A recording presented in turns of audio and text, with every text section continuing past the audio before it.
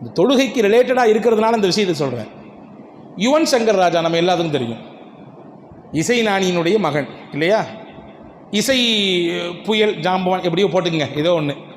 அவருடைய பையன் ஒரு மிகச்சரியாக ஒரு 10 வருஷம் இருக்கும், 10 வருஷத்துக்கு முன்னாடி ஒரு இஸ்லாத்தை ஏற்றுக்கிறார்.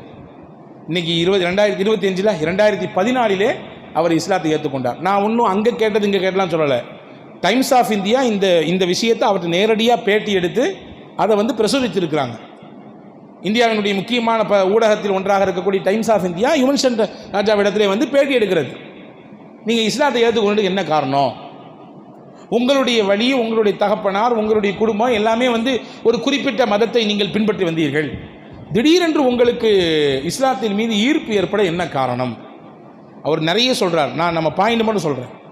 அவர் சொன்னார், எனக்கு எல்லாமும் என் குடும்பத்தில் என்னுடைய தாய், என் அம்மா மேலே எனக்கு அவ்வளோ பெரிய விருப்பம், அவ்வளோ பெரிய பாசம். திடீர்னு எங்கள் அம்மா 2012 இறந்துடுறாங்க.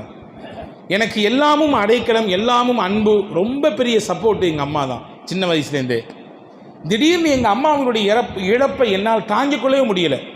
4 நாளைக்கு முன்னாடி கூட என் கூட அவ்வளவு அந்யோன்யமாக பேசி கொண்டு என்னுடைய எதிர்காலத்தை நினச்சி ரொம்ப சந்தோஷப்பட்ட அம்மா திடீர்னு இறந்து போன அந்த இறப்பை என்னால் தாங்கிக்கவே முடியல. அதிலிருந்து என்னால் வெளியில் வரவே முடியல. ஒரு வருஷம் கழிஞ்சுது. எங்கள் வீட்டுக்கு சொந்தங்கள் நண்பர்கள்லாம் வந்திருந்தாங்க.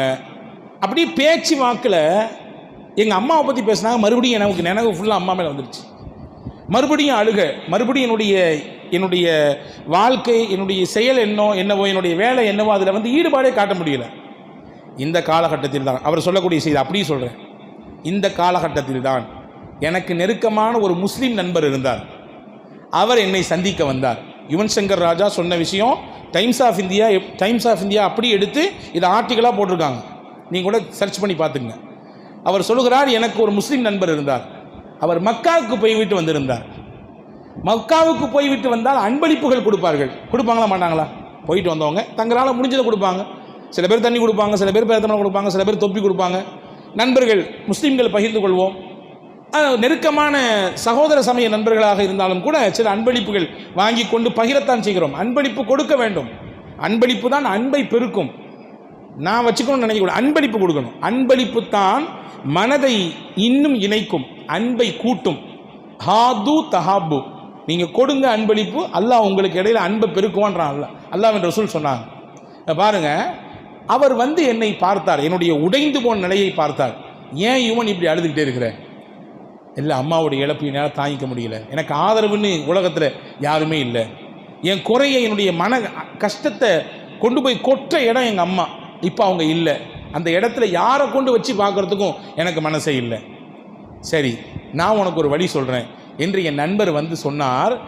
ஒரு தொழுகை விரிப்பு அப்படியே மடக்கி கொண்டு வந்து என் கையில் கொடுத்தாரு. அவர் சொன்னார், இந்த தொழுகை விரிப்பை விரித்து தான் மக்கா என்ற அந்த புனித நகரங்களில் எல்லா இடத்திலும் நான் தொழுதிருக்கிறேன், என் இறைவனை வணங்கியிருக்கிறேன். எங்கெல்லாம் தொழுகிறதுக்கு, ஏன்னா நம்ம நினச்சோன்னா பள்ளிக்குள்ளே வந்து தொழுதுறோம்.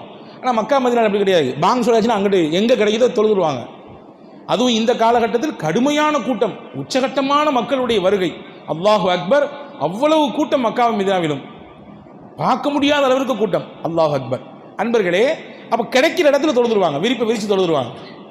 அவர் சொன்னாராம், ஒரு முசல்லாவை, ஒரு தொழுகை விரிப்பை கையில் கொடுத்து, இது மக்கா என்ற புனித நகரில் நான் எங்கெல்லாம் எனக்கு இடம் கிடைத்ததோ அங்கெல்லாம் விரித்து தொழுத இடம்.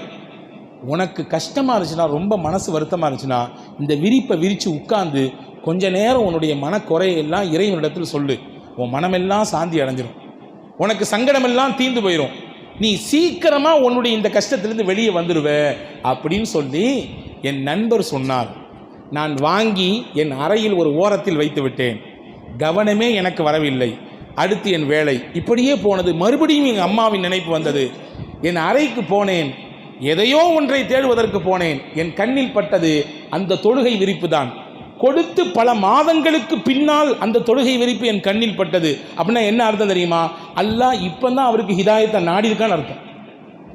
அந்த தொழுகை விரிப்பை எடுத்தேன், விரித்தேன். அவர் சொன்னது ஞாபகம் வந்தது. உட்கார்ந்து உன் இறையிடத்திலே சொல்லு, எல்லா மனபாரமும் குறையும் என்று சொன்னார். நான் விரித்தேன். எனக்கு தொழ தெரியாது, எப்படி இறைவனை வணங்க வேண்டும் என்ற முறைகள் தெரியாது. என்ன படிக்க வேண்டும் தெரியாது, எனக்கு தெரிந்தது உட்காரு என்று சொன்னார். நான் விரித்து அப்படியே உட்கார்ந்தேன். உட்கார்ந்தவுடன் எனக்கு யாரோ ஒரு ஆறுதல் சொல்வதை போன்றிருந்தது. அவர் சொல்றாரு, அந்த தொழுகை விரிப்பில் உட்கார்ந்ததற்கு பிறகு அவ்வளவு பெரிய மன அமைதியை நான் கண்டேன். எனக்கு எங்க அம்மா காதுல வந்து சொல்ற மாதிரி இருந்துச்சு. அவர் கற்பனையோடு சொல்றாரு, யுவன் என்னை நம்பி நீ எல்லாத்தையும் சொல்லிக்கிட்டு இருந்த, உனக்கு ஆதரவாக அடைக்கலமாக நான் இருக்கேன்னு நினச்சிட்டு இருந்தேன். நான் திடீர்னு உன்னை விட்டுட்டு போயிட்டேன், கவலைப்படாத. நான் போனது இறைவன் என்கின்ற ஏக இறைவனை உனக்கு காண்பித்து தரவும், அவன் உன்னோடு இருக்கிறான், நீ கவலைப்படாத என்பதை சொல்லித்தரவும் தான் நான் போயிருக்கிறேன் என்று எங்கள் அம்மா என் காதில் வந்து சொல்கிற மாதிரியே இருந்துச்சு. அதற்கு பிறகு நான் ஏக இறைவன் அல்லாஹ்வை விளங்க எத்தனித்தேன், படிக்க துவங்கினேன். இஸ்லாத்தை 2014 நான் ஏற்றுக்கொண்டேன் என்று யுவன் சங்கர் ராஜா பேசக்கூடிய செய்தியை டைம்ஸ் ஆஃப் இந்தியா பதிவு செய்திருக்கிறது. இங்கே சொல்லுகிற நோக்கம் என்னவென்றால், இந்த 2 பெரும் பிரபலங்களுக்கும் இடையில் இஸ்லாம் என்கின்ற மகத்தான இந்த மார்க்கத்தை அவர்களின் உள்ளத்திலே கொண்டு போய் சேர்த்தது தொழுகை என்கின்ற ஒரு சிறப்பான ஒரு அமல் தான். தொழுகை என்கின்ற ஒரு மிகுந்த மரியாதைக்குரிய கண்ணியமான ஒரு செயல்தான் அவர்களின் உள்ளத்திலே கலக்கத்தை நீக்கி, சந்தேகத்தை களைந்து, உண்மை எது அசத்தியம் எது என்கின்ற தெளிவை கொடுத்து சத்திய இறைவனாகி அல்லாஹ்வின் பக்கம் அவர்களின் கவனத்தை திருப்பியது. இது வெறும் 2 தான். இந்த மாதிரி 2000 கதைகள் உலகத்தில் இருக்கிறது. இந்த மாதிரி 1000 கதைகள் உலகத்தில் இருக்கிறது. அன்பான சகோதரர்களே, அப்படிப்பட்ட மனமகிழ்ச்சியையும் ஆனந்தத்தையும் நம்முடைய கவலைகளை எல்லாம் போக்கி அருமருந்தையும் தரக்கூடிய தொழுகை என்கின்ற மகத்தான ஒரு வணக்கம் தரப்பட்ட நாள் இந்த மேராஜ் என்கின்ற இந்த ரஜபினுடைய 27வது கிழமை என்பதை நாம் கவனத்தில் கொள்ள வேண்டும். அல்லாஹ்விடத்திலே நாம் தொடர்ந்து துவா செய்வோம். இந்த அல்லாஹ்வினுடைய வல்லமையை காட்டிய இந்த நாளிலே அல்லாஹ்வே, எங்களையும் எங்கள் சந்ததிகளையும் தொழுகையாளிகளாக ஆக்குவாயாக. எங்கள் கவலைகளை எல்லாம் நீ நீக்கி தருவாயாக. மன ஆறுதலையும் நிம்மதியையும் எங்களுக்கு தருவாயாக. இன்னைக்கு நிம்மதிக்காக வேண்டி பல மக்கள் இயங்கிக் கொண்டிருக்கிறார்கள். கவலையோடு நொம்பலத்தோடு மிகுந்த மன வலியோடு பல மக்கள் இருப்பதை கண்கூடாக பார்க்க முடிகிறது. அந்த அன்பர்களுக்கெல்லாம் சொல்லிக் கொடுக்கிறேன், அன்பு சகோதரர்களே, வல்ல அல்லாஹ்விடத்தில் உங்களுடைய குறைகளை கொண்டு வந்து கொட்டி தீருங்கள், கண்ணீர் விட்டு அழுங்கள், அல்லாஹ்விடத்திலே கேளுங்கள், நிச்சயம் மனபாரம் குறையும். அழுதா மனசு ரிலாக்ஸ் ஆகும், தெரியும் தானே? அழுதுட்டோம்னா மனசு கொஞ்சம் ரிலாக்ஸ் ஆகும். அதனால தான் இழப்பில் இருக்கிற சமயத்திலே அழுது கொண்டிருந்தால் தடுக்க மாட்டார்கள். விடு, அவன் அழட்டும், விடு, அவன் மனசு தீர அவர்கிட்ட இருக்க மனசில் இருக்கக்கூடிய மொத்த குறையும் கொட்டி தீக்கட்டும், கண்ணீரை வடிக்கட்டும், அதிலிருந்து அவள் கொஞ்சம் ரிலாக்ஸ் ஆகுவா என்று சொல்கிறத கேட்குறமா இல்லையா? இப்போ இயல்பாக அழுதால் மனக்குறை மனபாரம் நீங்கும். அந்த அழுகையை அல்லாஹ்விடத்திலே வையுங்கள், அந்த கண்ணீர் துளிகையை வல்ல அல்லாஹ்விடத்திலே வையுங்கள். எதையோ நம்பி எதையோ இழக்கக்கூடிய நாம் ஏன் வல்லமை மிக்க அல்லாஹ்வின் அந்த சக்தியை நம்ப மறுக்கிறோம்? அதில் ஏன் நமக்கு நம்பிக்கை தளர்வு ஏற்படுகிறது? அதில் ஏன் நம்பிக்கை கொஞ்சம் உறுதி இழக்கிறது? இழக்க வேண்டாம். வல்ல அல்லாஹ்தான் நபியை கூட்டி போய் எல்லாவற்றையும் காண்பித்தான். அதே அல்லாஹ்தான் சமாதானத்தோடு கொண்டு வந்து திருப்பி கொடுத்தான். வரும்பொழுது பெருமானார் கேட்டாகலாம், இப்படியெல்லாம் எல்லாத்தையும் காமிச்சு கொடுக்குறிய, இந்த பயிலுகை ஏற்கனவே என்னை ஏற்றுக்க மாட்டேங்கிறாங்களே, இந்த செய்தியை போய் சொன்னால் எப்படி ஏற்றுக்குவாங்க? அல்லாஹ் சமாதானம் சொல்லி அனுப்பினான். நீங்கள் போங்கள், உங்களை ஏற்றுக்கொள்வதற்கே ஒருவர் இருக்கிறார், அவர் தான் சித்தீக் என்று சொல்லி அனுப்பினார் அல்லாஹ். அன்னையிலிருந்து அபூபக்கர் நாயகத்துக்கு சித்தீக்னு பேரே வந்துச்சு. உண்மைப்படுத்தினார். இது என்ன, இதை தாண்டி பல விஷயங்கள் நடந்தாலும் அது முகம்மது சொல்லியிருந்தால் சத்தியம் சத்தியம், உண்மை உண்மை, நான் ஏற்றுக்கொள்வேன். சித்திக் நாயகன் சொன்னாங்க, அன்னையில்தான் உங்களுக்கு பேர் அபூபக்கர் சித்திக் என்று பேரானது. இப்படி அல்லாஹ் நிச்சயம் எதிலும் ஒரு வழியை தருவான். வழி இல்லாமல் எதுவும் இல்லை, வாய்ப்பில்லாமல் எதுவும் இல்லை, தீர்வு இல்லாமல் எதுவும் இல்லை. இது இந்த பிரச்சனைக்கு தீர்வே கிடையாதா?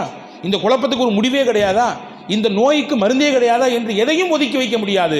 நிச்சயம் நோய்க்கும் மருந்துண்டு, பிரச்சனைக்கும் தீர்வுண்டு, குழப்பத்திற்கும் முடிவு உண்டு. அதை நோக்கி நாம் பயணிக்க வேண்டுமென்றால் நம் உள்ளத்தில் உறுதி வேண்டும், நம் உள்ளத்தில் தன்னம்பிக்கை வேண்டும், நம் உள்ளத்தில் இறை நம்பிக்கை ஆழமாக இருக்க வேண்டும். இதையெல்லாம் கூட்டி பெருக்கி தரக்கூடிய அதி அற்புதமான மருந்து தொழுகை என்கின்ற மகத்தான இபாதத்.